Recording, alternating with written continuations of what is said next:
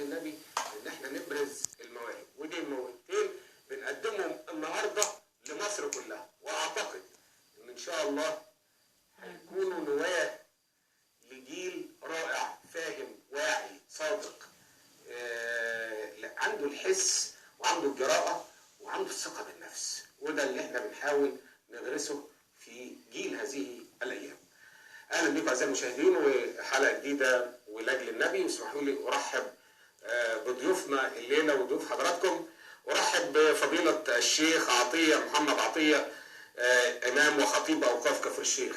فضيله الشيخ عطيه منورنا، وانت صديق عزيز وحبيب يعني، وسعيد بوجودك النهارده. فضيله الشيخ هاني يعني من محبيك، فضيله الشيخ هاني شمس الدين. ارحب يعني اقول ايه، الجميله منة الله على العبد. اهلا بك يا منة، منورانا. واعتقد يعني انا سعيد بيكي جدا، انت ومهتاب محمد انور. مهتاب منوره، موهبتين رائعتين ان شاء الله. هنسعد بيكم كل المشاهدين الليله. مهتاب هتسمعني ايه دلوقتي؟ هبدأ البرنامج بأغنية اتفضلي على طول. الليلة حلوة حلوة الليلة دي الله، الليلة حلوة بمديح الهادي الله.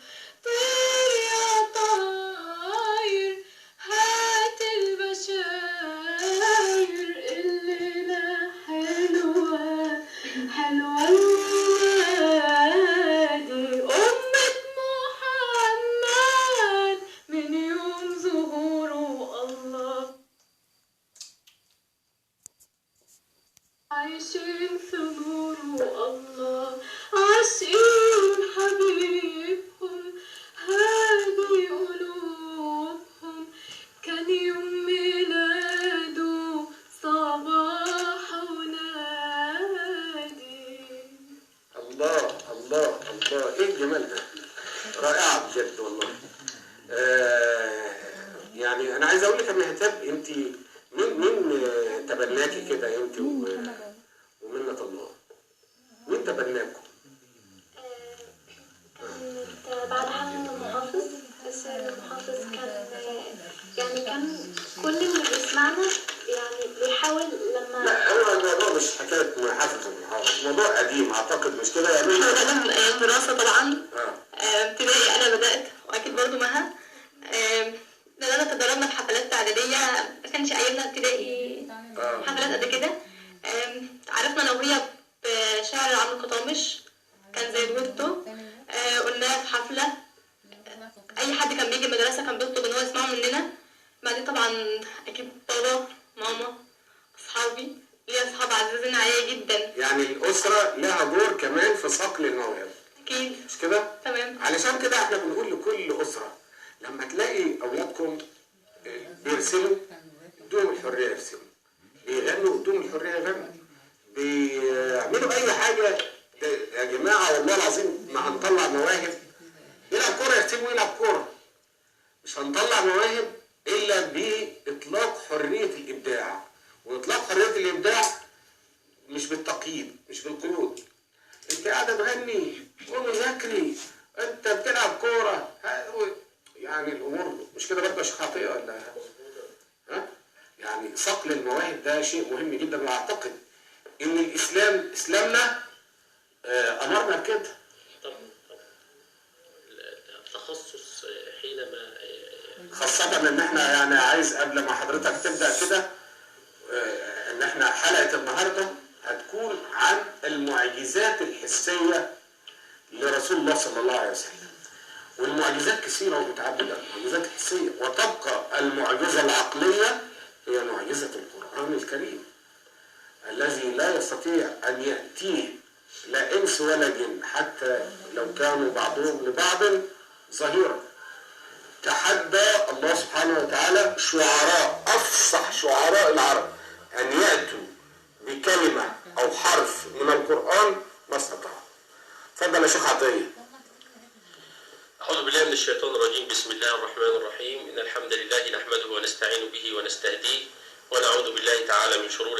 علينا وسيئات أعمالنا، إنه من يهده الله تعالى فلا مضل له ومن يضلل فلا هادي له ومن يهن الله فما له من مكرم ومن لم يجعل الله له نورا فما له من نور.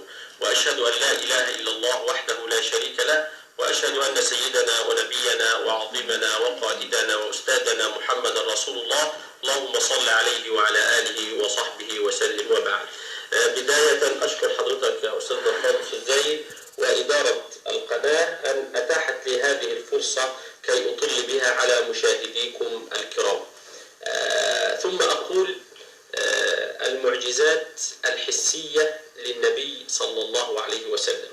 الله سبحانه وتعالى أرسل رسله لهداية البشر ولإخراجهم من ظلمات الكفر إلى نور الإيمان، وأرسل معهم ما يؤيد صدق نبوتهم ورسالتهم من دلائل وبراهين وشواهد. ومن أعظم دلائل النبوة هي هذه المعجزات التي بعث الله سبحانه وتعالى بها رسله حتى يخرق العادة ويعطل نواميس الكون وقوانينه وسننه. هذه المعجزات تعتبر دلالة مباشرة لصدق من يدعي النبوة، وهذا بتأييد من الله سبحانه وتعالى. فكانت المعجزة وهي أمر خارق للعادة، صحيح.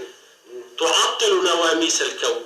لا تقل إذا قيل معجزة لا تقل عقل، فإن الله سبحانه وتعالى هو الذي خلق النواميس، وهو بقدرته الذي يستطيع وحده أن يعطلها.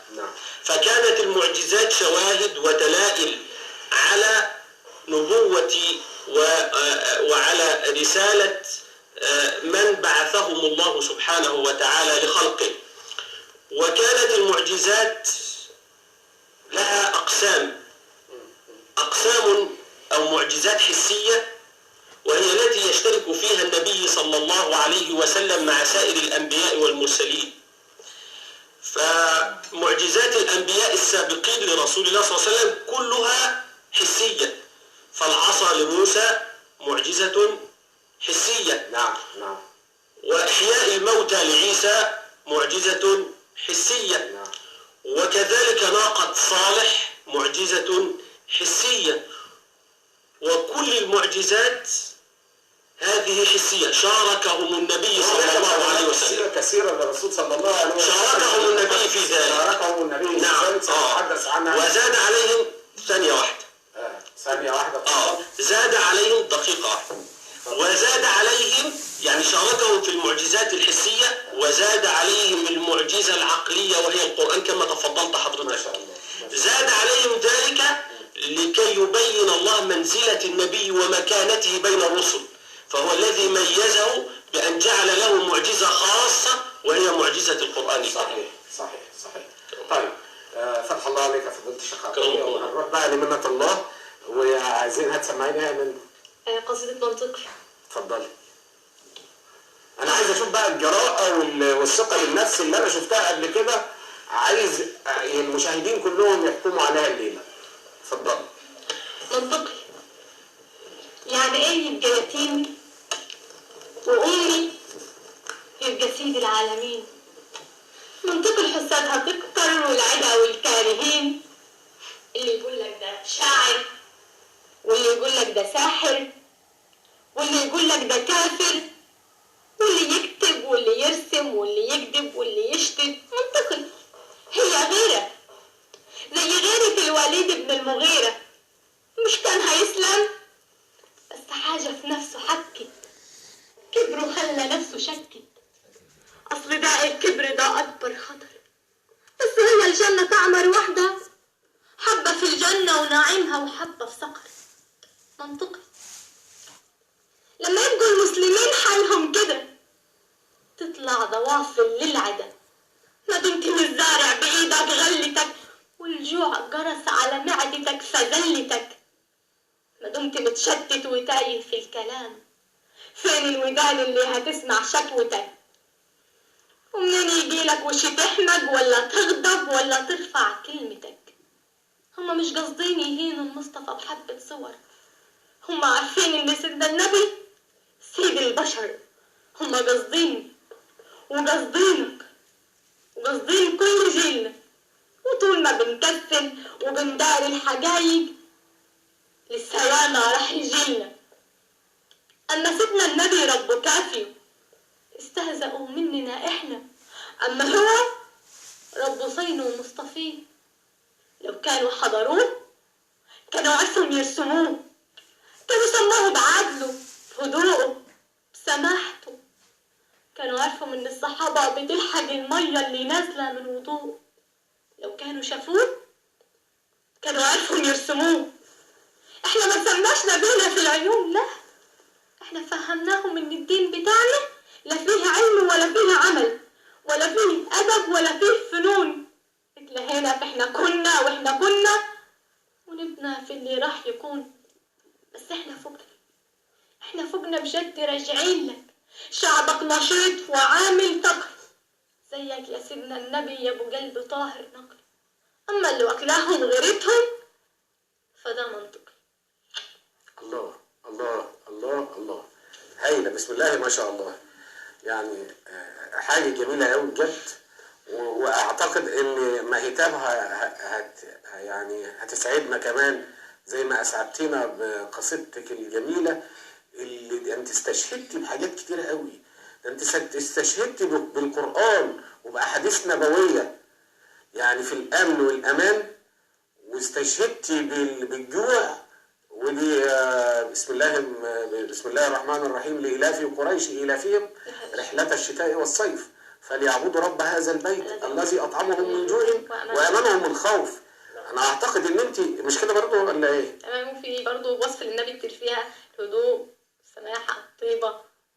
صحيح. وإن هم أصلا يعني القصة بتتكلم إن هم يعني أي حد بيسيء للنبي مش بيسيء له هو عارف إن هو أحسن الخلق، بس هو بيسيء لنا إحنا بس. الله الله، جميل جميل والله. والله أنا فرحان بكم كموهبتين، وبعدين واعيين في عندكم الوعي وعندكم الإسلام الوسطي. حتى كمان هتسمعينا بعد شوية كده الأمتين بيتر بقى، بس بعد ما نسمع مهتاب. يلا مهتاب. أنت فينا يا رسول الله،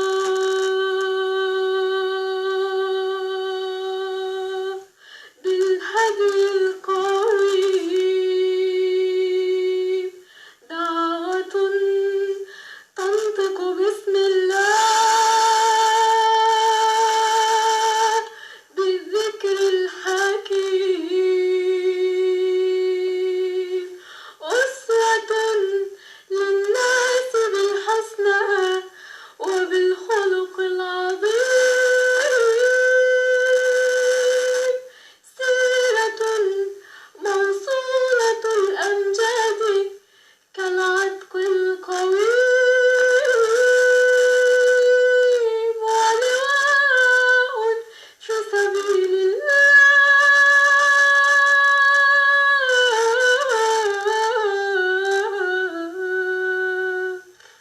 بالنصر الكريم. يا حبيبي يا محمد، يا حبيبي يا محمد، يا رسول الله، يا رسول الله، يا رسول الله.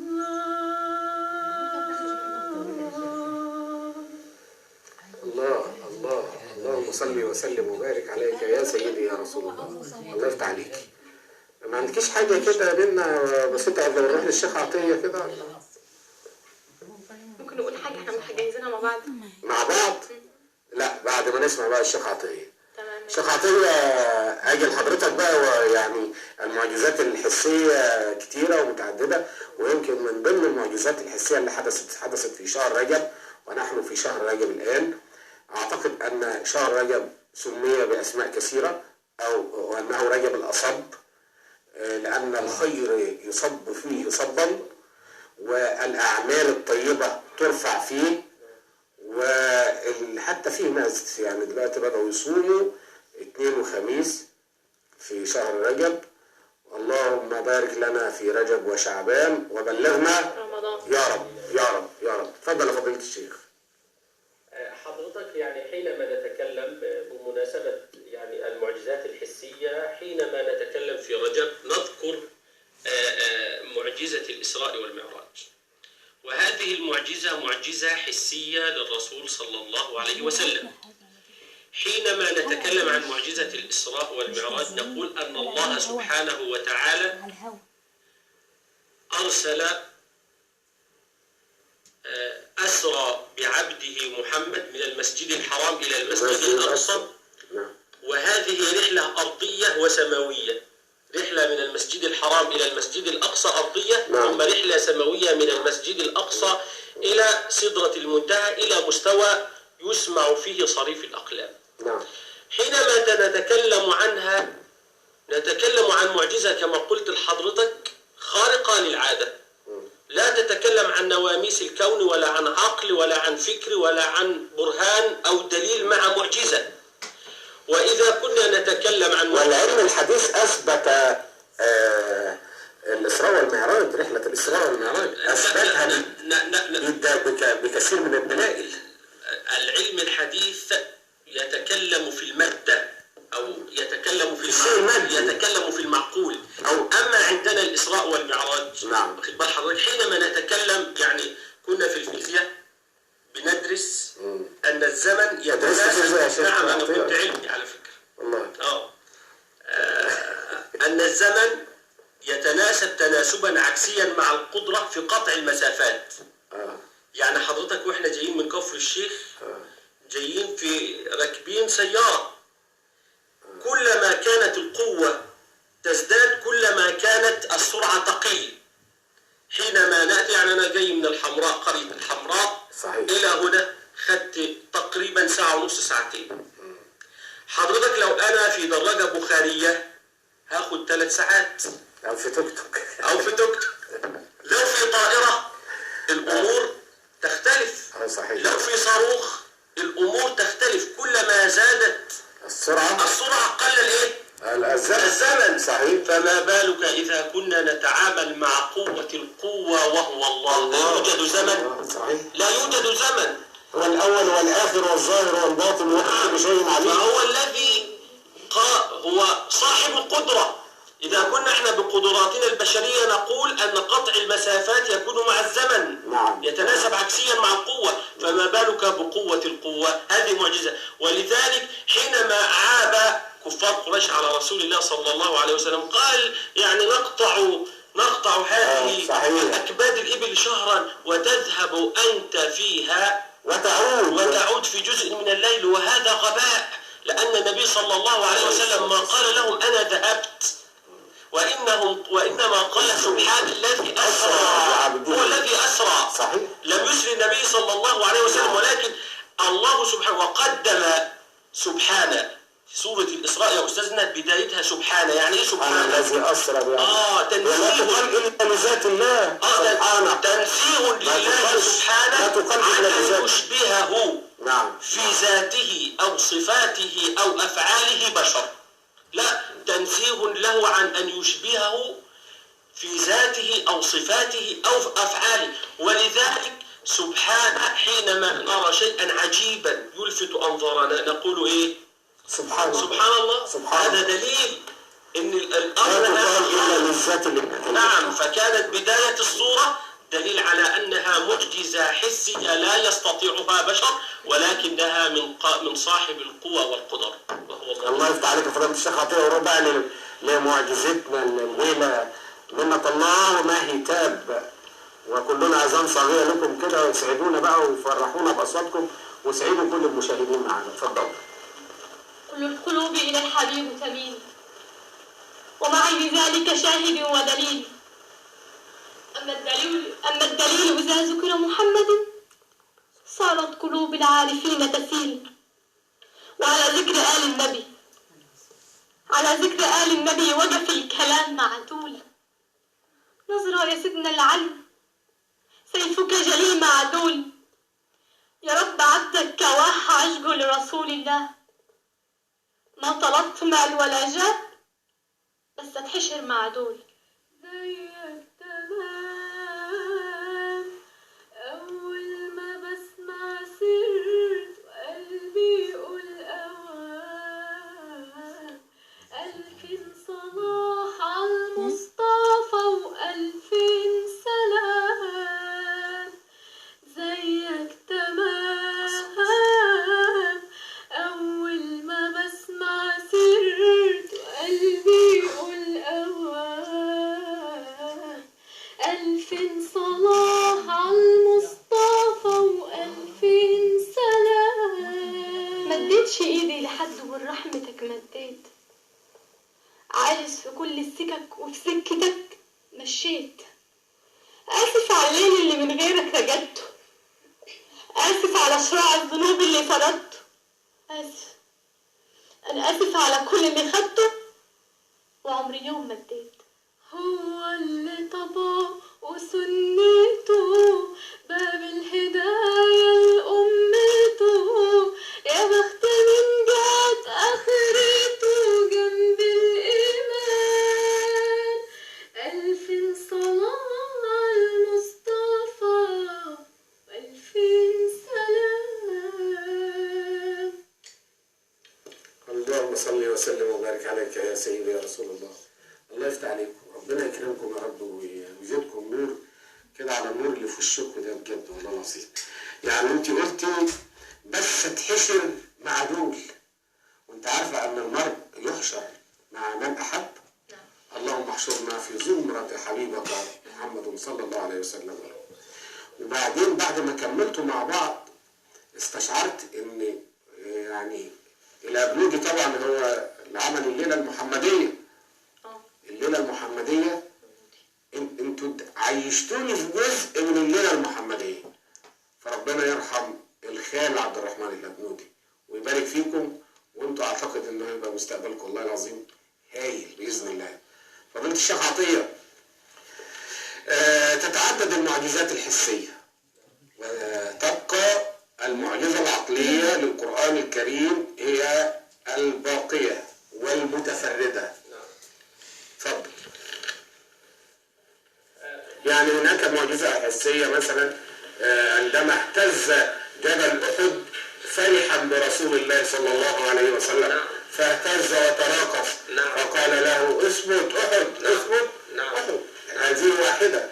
هناك معجزات يعني اتمنى الناس حضرتك تستفيد لنا بها ان شاء الله. حينما نتكلم عن جبل احد وكيف كانت معجزة النبي صلى الله عليه وسلم في جبل احد، قد يستطيع بشر أن يحب جماد، أحب بيتي، أحب قصر، أحب منظر جميل له بنيان، هذا جماد أحبه. أما أن يحب الجماد البشر فهذا لا نجده. إن جماد يحب هذا لا نجده. كالجزء عندما بكى رسول الله صلى الله عليه وسلم، وهذه أيضا هذه معجزة حسية. نعم. أيضا معجزة أنين الجزء، جزء النخلة. حينما يتركه النبي صلى الله عليه وسلم خطوات فيبكي لفراق النبي صلى الله عليه وسلم. هذه حينما يقول النبي صلى الله عليه وسلم أحد جبل يحبنا وإيه؟ ونحن نحبه. يحبنا ونحن نحبنا. هذا الجبل حينما يعني كانت غزوة أحد ومات على سهوله أكثر من 70 صحابي من الصحابة، فحكف الصحابة عن أن يذهبوا إلى جبل أحد، فذهب النبي صلى الله عليه وسلم ومعه أبو بكر الصديق ومعه عمر بن الخطاب ومعه عثمان بن عفان. فلما صعد على الجبل فرح، فأصبح يهتز طربا وفرحا لصعود النبي صلى الله عليه وسلم ومعه أبو بكر وأصحابه. من الذي يصعد الجبل بعد أن عكفوا عليه الصحابة إلا بالنبي صلى الله عليه وسلم، خير من تنفس الهواء، خير مخلوق في الأرض وفي السماء، ومعه أبو بكر الصديق الذي قال عنه النبي صلى الله عليه وسلم: ما من أحد له عندنا يد إلا كافأناه بها إلا أبو بكر الصديق، فإن له عندنا يد يكافئه الله بها يوم القيامة. ترك مكافأة أبو بكر لمن؟ لمن؟ لله. لله سبحانه. معه عمر بن الخطاب الذي قال عنه نبينا صلى الله عليه وسلم: لو كان بعدي نبي لكان عمر. الذي قال عنه: إن الله ألقى الحكمة على لسان وقلب عمر. الذي قال عنه النبي صلى الله عليه وسلم: لو رآك الشيطان تسلك فجا لسلك فجا غير فجك يا عمر. مع عثمان بن عفان الذي قال عنه: وكيف لا أستحي من رجل تستحي منه. الملائكة الذي قال له: لو كانت عندنا ثالثة لزوجناكها يا عثمان. ومع ذلك يصعد النبي ومعه أصحابه فيهتز الجبل فرحا وطربا، فإذا بالنبي صلى الله عليه وسلم يبتسم ثم يضع قدمه الشريفة ويقول: اثبت أحد، فيسمع له ويستجيب. وتلك معجزة حسية نراها في تعامل الرسول صلى الله عليه وسلم مع الجبل صلى الله عليه وسلم. اثبت أحد وألين الجزر. اللهم صل وسلم وبارك عليك يا سيدي يا رسول الله، يا من جاءت إليه الأشجار مسرعة تمشي على ساق بلا قدم. اللهم صل وسلم وبارك عليك. فين؟ طيب يلا نسمع قمر ولا يلا؟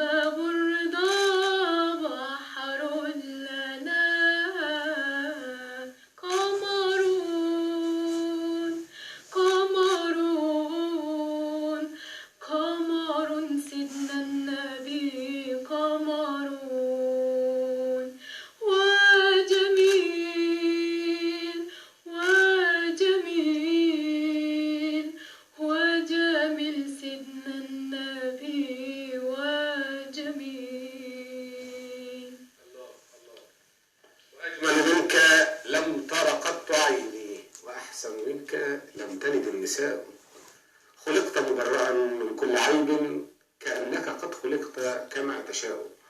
اللهم صل وسلم وبارك عليك يا سيدي رسول الله. منة الله، عايزين نسمع حاجة. رضيت بالله ربا وبالإسلام دينا وبسيدنا محمد نبيا ورسولا. منة الله أنا والقلب محترق والدمع ساح فلا صبر ولا جلد. الزيد انتهى في معناه أربعة: القلب والسمع والأبصار والرشد. قلبي بأربعة في الحب منفرد: العشق والوجد والتبريج والكمد.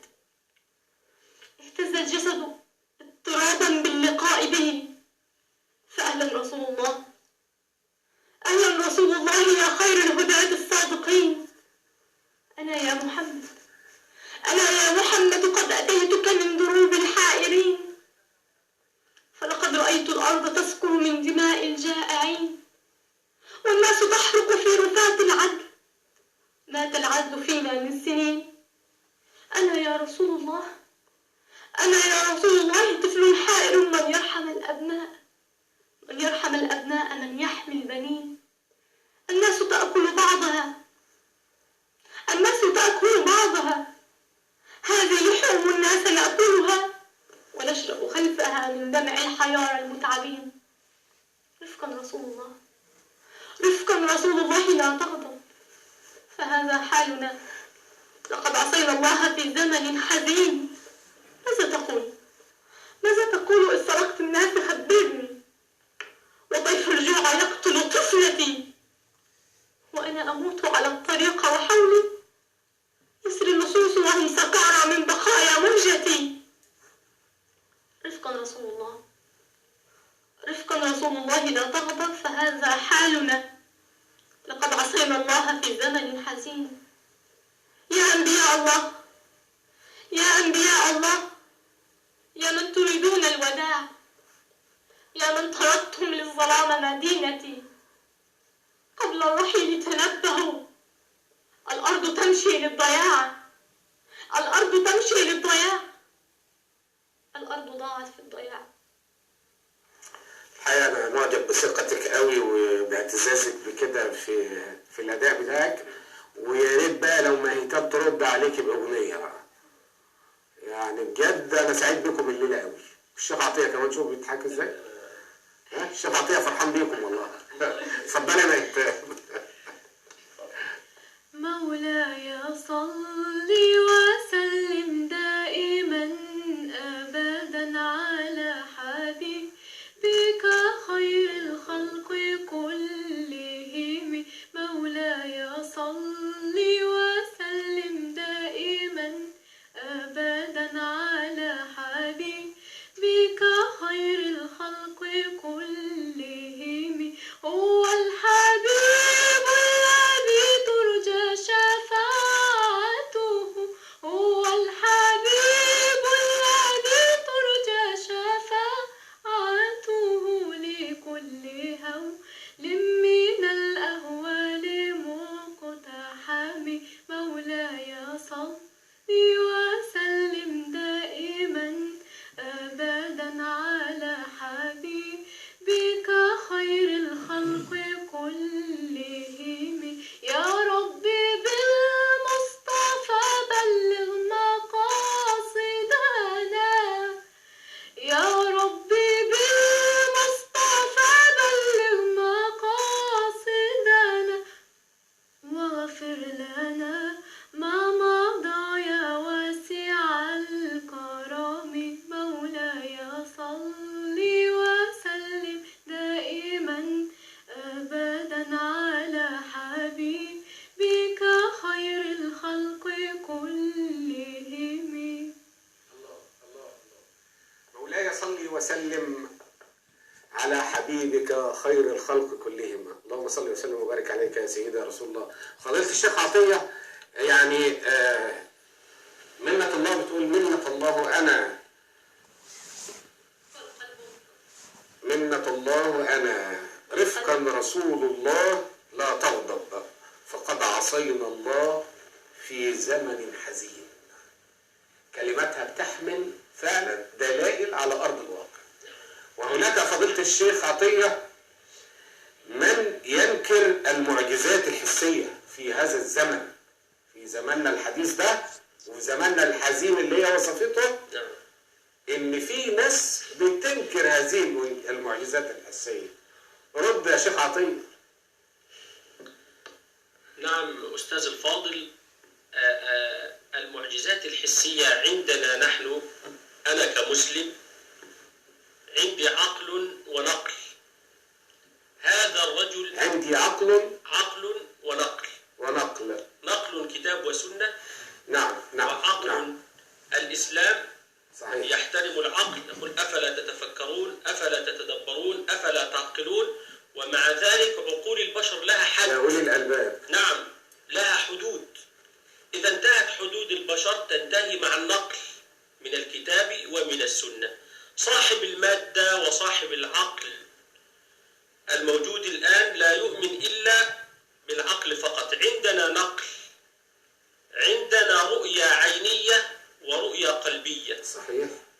الذي ينكر المعجزات الحسية لا يؤمن إلا بالرؤية العينية. عندنا كمسلم، أنا كمسلم، والرؤية العينية أعتقد أنها قصيرة. نعم، مش كده؟ الرؤية العينية صحابي من الصحابة قال ذات يوم رأيت الجنة والنار لأصحابه فتعجبوا، رأيت أنا أعلم ما دخلت، رأيت النار الجنة ما رأيتها لأن لم أدخلها، إنما أعلم عن الجنة والنار فهذا علم أقرأ وأعلم. أما رأيت دخلت فتعجب الصحابة، قال رأيتهما بعيني رسول الله عليه الصلاة رآهما بإيه؟ بالنقل، لأن الرسول لما جاء من الإسراء والمعراج قال رأيت في الجنة كذا، فكأن الرجل رأى بعينه. صحيح. لما رأى رسول الله صلى الله عليه وسلم فكانت رؤيته رؤيا لغيره من الصحابة. قال وعيني رسول الله أفضل من رؤيتي بعيني، فإن عيني قد تطغى وتزيغ ولكن عين رسول الله لا تطغى ولا تزيغ، ما زاغ البصر وما طغى. هذه تدل على أصحاب المادة. أستاذنا الفاضل، نحن كما تقول أنت في أيام وفي عصر المادة الحزين، واحنا كمان. نعم، مش عايز تقول لي انت مش عايز تشجعهم. لا أنا مسرور، أنا سعيد. على فكرة أنا عايز أقول لحضرتك إن البنتين دول أنا كنا مع بعض في نفس طيب جدا، ومن بلد طيب جدا، من سيدي غازي. طبعا سيدي غازي دي يعني هم متأثرين، وكل أبناء سيدي غازي كده، يعني هم بينقلوا صورة حسية للي اتعلموه في بلدهم. وعلى فكرة عايز أقول لحضرتك إن إحنا كلنا كأبناء سيدي غازي اتعلمنا في الكتاب، وحفظنا القرآن قبل ما ندخل المدرسة في الكتاب. نعم. فهم متأثرين بتربيتهم واحترامهم لبيوتهم. الرسول صلى الله عليه وسلم كان يقول أذن بلال. لماذا أذن بلال؟ لأنه أندى صوتا، فهو كان يقدم الكفاءات في كل المجتمع، وفي كل في تخصصه وكل في مكانه. وما ضاعت الأمة إلا لأنها لا تحترم التخصص. صحيح. لا تحترم التخصص. صحيح. نقول أستاذنا الفاضل كل من هب ودب بيتكلم في أي حاجة. صحيح. ما أقول لحضرتك حينما نتكلم الآن يتكلم الآن عن التراث الإسلامي. هذا الذي ينكر المعجزة الحسية يتكلم الآن عن التراث ويتكلم عن صحيح البخاري. هذا لأنه جاهل ولأنه سفيه، هذا لأنه لم يكن متخصصا. وده بيعاب أستاذنا الفاضل على إن إحنا نديله مساحة في الإعلام. المفروض الإعلام يبقى هادف، الإعلام الناجح. وأنا ممكن من خلال كلام حضرتك أعيب على يعني لي مأخذ على أستاذي الجهبذ الدكتور أسامة الأزهري. نعم، إنه تحاور مع مش إنه تحاور فلان، ولكن أنا عايز أقول لحضرتك باختصار إن ده إعلام خاص، ولكن يبقى الإعلام المصري نعم هو الملتزم بميثاق الشرف الإعلامي. أنا أتكلم لنا سقف لا نتعداه، لنا حدود، لا نتلفظ بأي لفظ خارج، لا ندعي الهمجية اللي بنشوفها في بعض القنوات الخاصة. وانت حضرتك لما نتكلم احنا بنتكلم على التلفزيون المصري. حينما حضرتك نتكلم عن قضية تهدم الإسلام، إذا لنا وقفة. هذا لا يريد صحيح البخاري، ولا يتكلم عن البخاري لينكر البخاري، لينكر صحيح البخاري فقط، إنما أراد السنة فأرادها بأصح الكتب، لأنه إن سقط البخاري سقط من هو أقل منه في درجة، فتسقط السنة. ويأتي بعد ذلك الدور على القرآن. أجد من ينكر القرآن، ومن يقول أنه محرف، ومن يقول أنه كما يقول الشيعة الآن، وستكون بعد ذلك فاتح هذا القرآن محفوظ. نعلم ذلك جيدا، ولكن السفهاء ولكن الجهلاء لا بد أن يكون لنا وقفة معهم. التراث الإسلامي يا أستاذنا الفاضل إحنا بندرسه في أماكنه، في قاعات العلم. عندنا دراسات عليا وعندنا طلبة ماجستير ودكتوراه ندرس ونتعامل مع التراث. يعني أنا وأنت، لا أنا أتكلم مع حضرتك لما أنا وأنت نروح في كلية الطب وندخل في القاعة والدكتور بيؤدي المحاضرة، هل أفهم أو تفهم أنت؟ لا أفهم. هذا تخصصه يتكلم. انا مش احنا عايزين نقول برضه الحين أنا أريد أن أصل إلى نعم الذي يتعامل مع التراث. صحيح. الذي يتعامل مع التراث تخصصه، الذي يتخصص في العلوم الشرعية يتعامل مع التراث. أما رجل لا يجيد قراءة الفاتحة، لا يحسن الوضوء، ثم يتكلم في صحيح البخاري أو يتكلم في غيره، فهذا هراء. لا هراء فعلا يا شيخ عطية. فتح الله عليك، الله يفتح عليك. طيب هتسمعونا ايه؟ في حاجة دويتو ولا كل واحدة لوحدها كده؟ ايه جاهزة؟ وطني حبيبي الوطن الأكبر. طب نخلي الوطني للآخر؟ يلا طب قولي اللي انت هتبدأي بيه. يلا اتفضلي قولي. ما بكتبش القصايد فيكي بالساهل، برغم ان القصايد فيكي تستاهل، وانا عمري ما كنت في حرفتي عاجز ولا جاهل، لكن ساعة ما اقول اني هقول فيكي الاقي الحرف ما بين مقتول وبين قاتل. عارفة كل ده من ايه؟ بحس ان الكلام عنك سحابة عالية وفوق فوقي، وانا واقف على قلبي وعلى حبي وعلى شوقي، وبرضه لسه مش طايل. ولما يقولوا غنولها وقول الشعر في عينيها عشان يرضى عليك ميلها وتعدل بختك الميل، ارد بكل احساسي مانيش جايل. يا مصر الشعر في عينيكي ما هو سطرين بينقالوا ولا شوية كلام شعارات بينحطوا ويتشالوا. يا مصر الشعر في عينيكي جبال عالية وحمل تقيل يشيلوا ابنك الفارس، وانا لسه مانيش فارس، لكن حاسس باني هبقى يوم هو. ساعتها يما الكلمة تبقى من جوا، وابقى قد كل قلبي ومد ايديا لايديكي، وساعتها بس استاهل اقول الشعر في عينيكي. يا شايلة كتير على كتافك ومش همك وبتشيلي، وساقية الكل من دمك وبتقولي في دانيلي. يا ايوبة يا غلبة وانتي مغلوبة، يا نسمة في عز البردة، يا حضن في عز الطوبة. بحبك وانتي مش غيرك، دوتيني الزرع وبخيرك في عش صغيرة سكنتي. بحبك وانتي مش هانم، لا لابسة الكعب عالية ومالية وشها أحمر. بحبك وانتي فلاحة لابسة الحشمة والطيبة وعلى جبينك عرق أخضر. بحبك يا مصر. أنا كمان بحبك يا مصر، وبحب كمان والله. بحب أدائك أنت ومهيتاب وبحب الشيخ عطية عشان ما يزعلش بس. الشيخ عطية يعني نصيحة تحب تسديها كده النهاردة من خلال هذه الأيام الطيبة المباركة فيما لا يزيد عن دقيقة لمن؟ لكل الناس.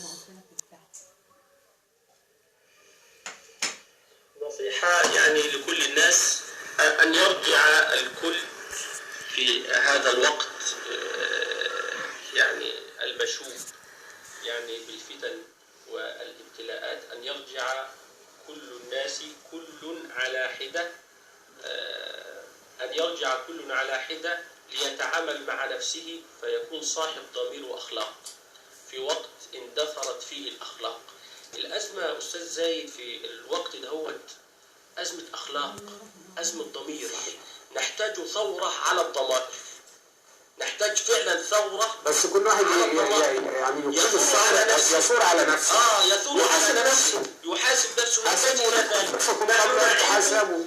نترك أنفسنا ثم نعيب غيرنا. لو كل واحد اهتم بنفسه وبعيوبه لانصلح المجتمع. الشيخ عطية أنا بشكرك جدا، فضيلة الشيخ عطية محمد عطية الإمام بأوقاف كفر الشيخ. بشكرك ونورتنا وأسعدتنا، وأنا سعيد باللي أنت وكل اللي حضرتك قلته. أسعد والله يا أستاذ. ومنة الله على العبد بشكرك، نورتينا، وأوعدك إن شاء الله كلكم حلقات أخرى بإذن الله، وفي برامج كمان هتقولوا بقى إيه كل اللي عندكم الوطني والثوري والأغاني والحاجات الجميلة اللي أنت عملتها أنت ومهيتاب محمد أنور صاحبة الصوت الجميل بجد.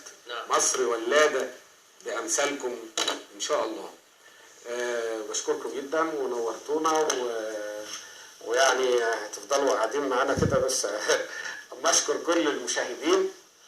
أتمنى إن احنا نكون يعني أسعدناكم من خلال حلقة الليلة ولاجل النبي وضيوفنا والموهبتين الحقيقة اللي أنا بعتز بيهم جدا جدا جدا، اعتزاز خاص لأنهم أبناء بلدي وحس إنه وهم مني بالفعل، وربنا يوفقهم يا رب. وأتمنى إن احنا نتواصل مع كل الناس لإظهار كل المواهب، مش في بلدنا بس ولا في بلدي بس، لا في كل مصر. واحنا برنامج لاجل النبي حريص على انه لو لقى موهبه ما بيتاخرش ابدا من اي مكان، بيجي لنا من جميع محافظات مصر هنا في لاجل النبي. بشكركم، بشكر بروديوسر البرنامج الزميل العزيز تامر عزو، والمخرج المبدع خالد أنس، ورئيس التحرير الزميل أحمد الفخراني، والشيخ بيتر. وكان نفسي أسمع حاجتين. هسمع الأول، معلش اعذروني بقى، الجزء بتاع منة الله، تقولي لي اللي هي أيوة تويتر وبيتر، وبعدين أختم. ما أنا هختم على الأغنية، طب نبدأ على الأغنية على طول. اتفضلي يا مهيتان. مصر. هقول موال حب مصر. اللي تقوليه. يا ليلي يا عيني يا ليلي